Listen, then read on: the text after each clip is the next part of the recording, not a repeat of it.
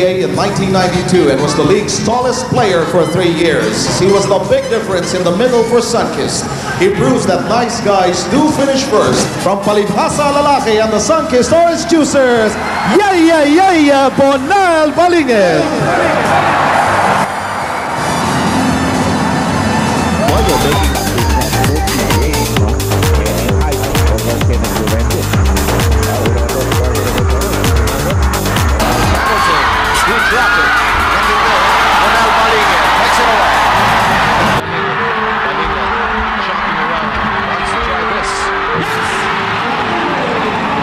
At 3 puntos pa ang nagagawa ni Berhel.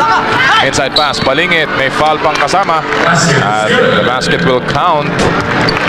Well, sa lahat na yata ng feature natin nung nakaraang taon, itong si Bonel Balingit ang nakita natin tumitira ng ganyan. Pero dito sa All Filipino, somehow nagiging rare itong mga tirang ganyan ni Bonel. Just one. Balingit is in the game now for the foul trouble.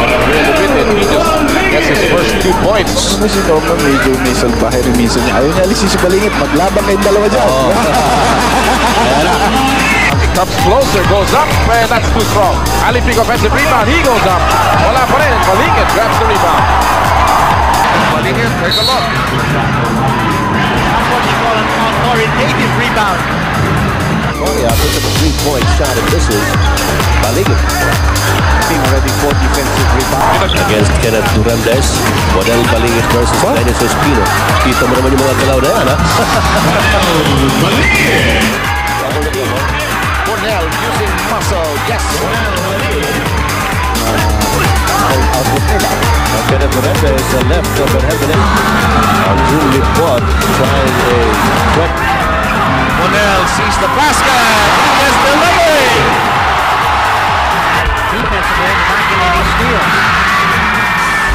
Meanwhile, pressure. Nothing. That'll go. The rebound. Bonel Balingit. What an effort.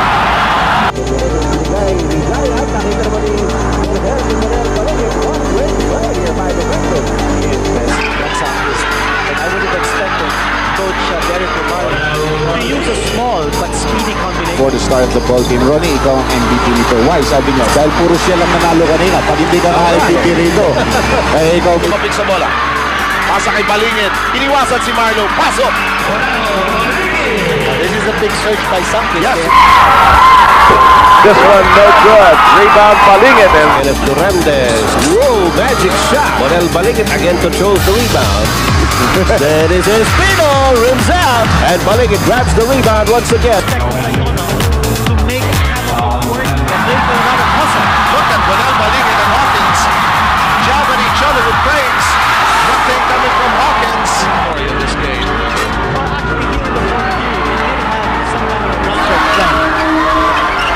Asaytono tries to pick up Balingit for the foul. Balingit came in. White Lago can't seem to find his range as Bonel Balingit again picks up a rebound. He's got 12 caroms in this game that Hel Meneses. Durandes gets around the Hel Meneses. Bonel Balingit another rebound to the national team this coming December. Balingit. Balingit, magic din yun. And he gets the offensive rebound in 95. Third quarter pa lang po tayo. Oh, give and go. Balingit and Patrimonio. Natutuwa dito po sa yearly napakulo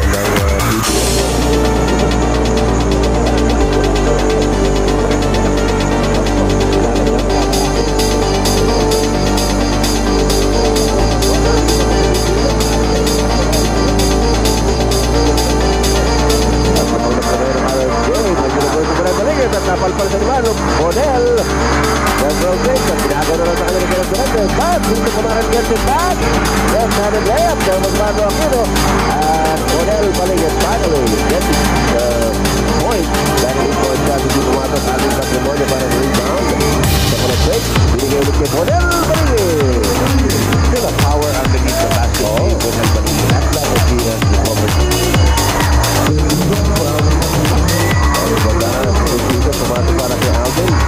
You know, Alipig, dapat kay Bonel Balingit. Lalaki na nito, no?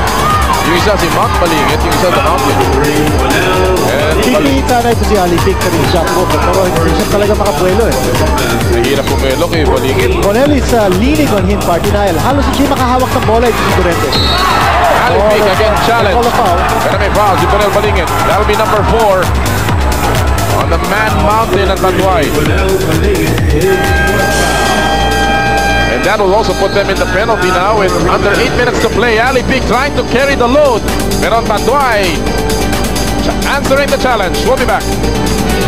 Lebisa